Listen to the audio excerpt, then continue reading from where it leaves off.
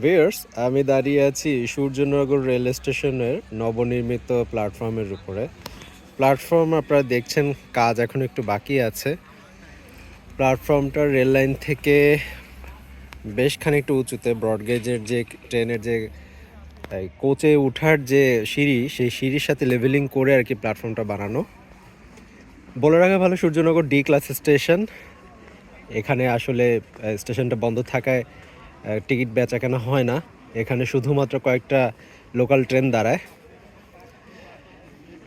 প্ল্যাটফর্মের আপনার ইট বিছানোর কাজ শেষ, এখন ঢালাইয়ের কাজটা বাকি আছে।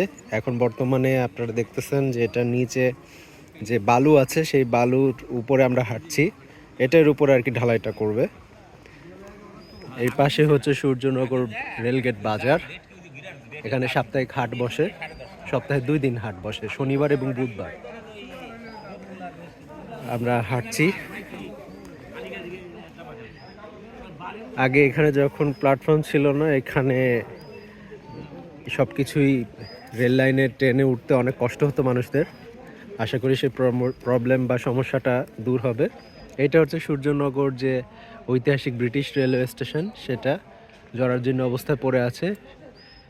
রেল কর্তৃপক্ষ এটাকে সংস্কার করার উদ্যোগ এখনও নেয়নি, নিবে কিনা তাও বলতে পারছি না।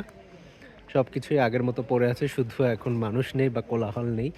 যখন ট্রেন আসে তখন মানুষজন থাকে এবং তারা এই বর্তমানে প্ল্যাটফর্মটার উপর দাঁড়িয়ে ট্রেনে ওঠানামা করে। আর এপাশে দেখছেন রাজবাড়ি সূর্যনগর, সোজা আমার দিকে যে তাকিয়ে যেটা দেখছেন, লাইনটা চলে গেছে সোজা কুষ্টিয়া হয়ে পোড়াদা জংশন। আর এই পাশটা হচ্ছে সোজা সামনে রাজবাড়ি রেল স্টেশন থেকে ফরিদপুর হয়ে ভাঙ্গা হয়ে একদম ঢাকা, পদ্মা সেতু হয়ে ঢাকা পর্যন্ত। আর পাচুরিয়া জংশন থেকে আর কি ঢাকার লাইনটা আলাদা হয়েছে। পাচুরিয়া জংশন থেকে সোজা গেলে গোয়ালন্দ ঘাট। আস্তে আস্তে এই এলাকাটা উন্নয়নের ছোঁয়া লেগেছে পদ্মা সেতুর কল্যাণে। কিন্তু আমাদের সূর্যনগর রেল স্টেশনের বা এই অত্র এলাকায় পোড়াদা জংশন থেকে গোয়ালন্দ ঘাট কিংবা পোড়াদা জংশন থেকে রাজবাড়ী রেল স্টেশন পর্যন্ত যে উন্নয়ন, সেই উন্নয়নটা কতটুকু হবে সেটা সময় বলে দিবে। আমাদের কাছে একটা দাবি থাকবে, সেটা হচ্ছে অতি দ্রুত সকালবেলার দিকে আপনার দর্শনা থেকে ঢাকা পর্যন্ত সরাসরি একটা আন্তনগর ট্রেন, যেটা রাজবাড়ী হয়ে পদ্মা সেতু হয়ে আর কি ঢাকা পর্যন্ত রেলকে কানেক্ট করবে। তো দেখা যাক রেল কর্তৃপক্ষ কী করে।